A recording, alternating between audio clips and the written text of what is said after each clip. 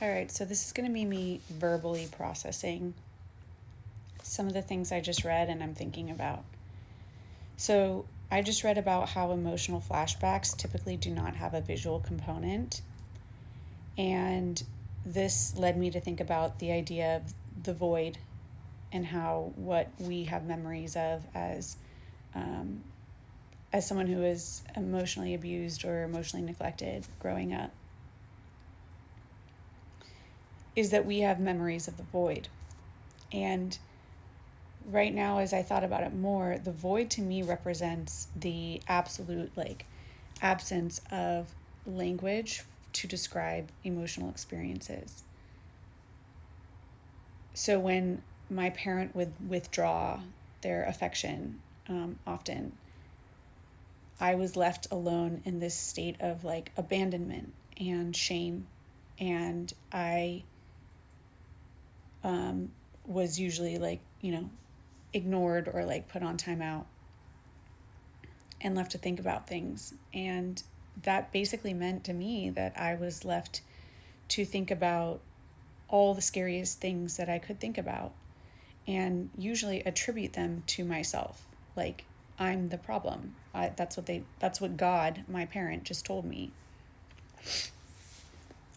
So the more that a visual or more that an emotional language comes into play, the less big that void is. And also, the way that I tried to do things with my son, I mean, obviously, we have a lot more information now about ways to do this,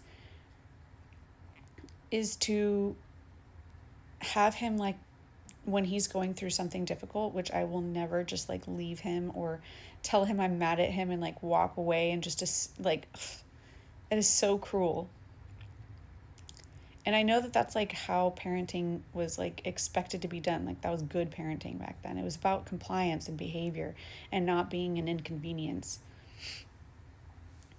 But as my son has started to talk more, he has started to express certain experiences in distinct ways.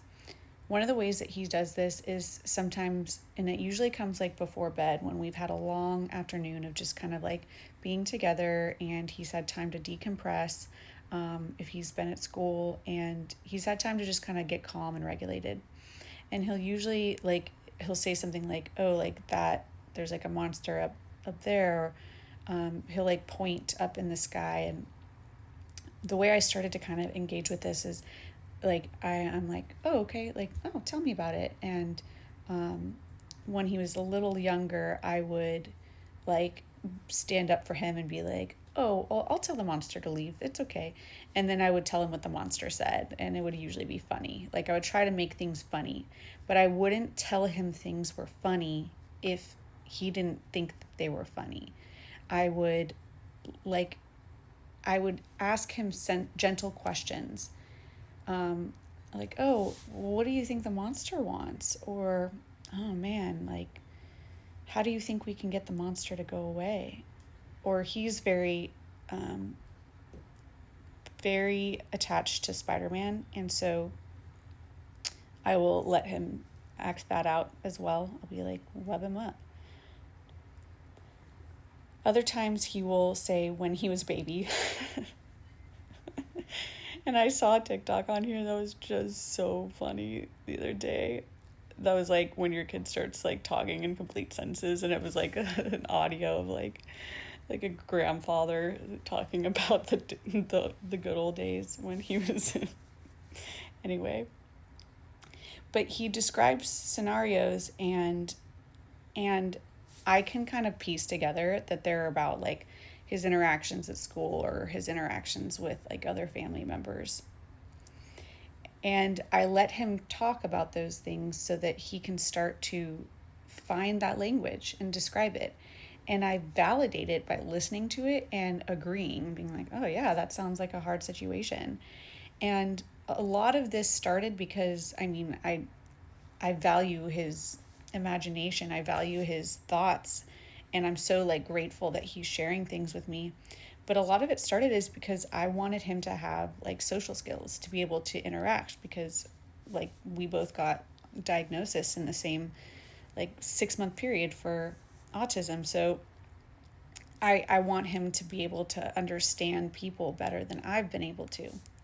And I've been able to mask very well. So I've been able to like come across like I'm not like a total weirdo, but as I've unmasked, I've revealed my true form.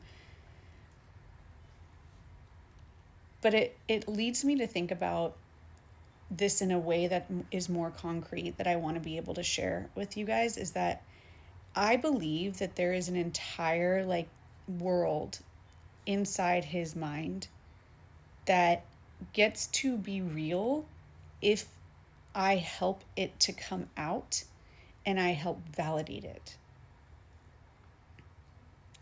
And if he is able to have these conversations with me and to continue to expand on this world, then he gets to start having a relationship with his imagination and his inner self where he can trust it. And I imagine that's what having intuition is, something that I've had to develop in the past like 2 years as like a 36-year-old. In the same vein, I believe all of us have a huge universe of understandings inside of us. And I think that that's what our emotional intelligence is. And when you aren't given an opportunity, besides like the 1 or 2 creative writing experiences that you have in your life in school, when you aren't given an opportunity to like play and experiment with these ideas of your imagination and apply them to reality, and to imagine that there is like others that are doing the same thing so that you guys can like play together and collaborate, that shit gets shut down and it turns into the void. It turns into this place that you don't have access to. And for me, I thought I didn't have access to it because I thought I was bad. Like I grew up believing I had original sin. So fucked up. And then you believe that you're not trying hard enough or that you're not, worthy of it.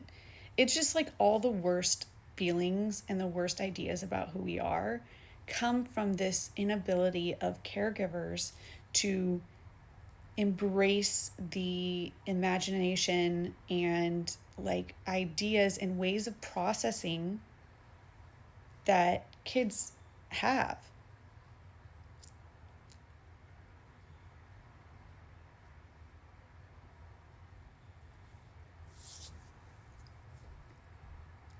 I am trying to create an emotional language for myself. And I'm trying to give my own emotional world some like existence and tangibility beyond me being like a victim and having to survive. Because what my imagination has done for me up until now has made it possible for me to survive. It has made it it's made it possible for the people pleaser in me to be able to rationalize the fucked up shit that's happened.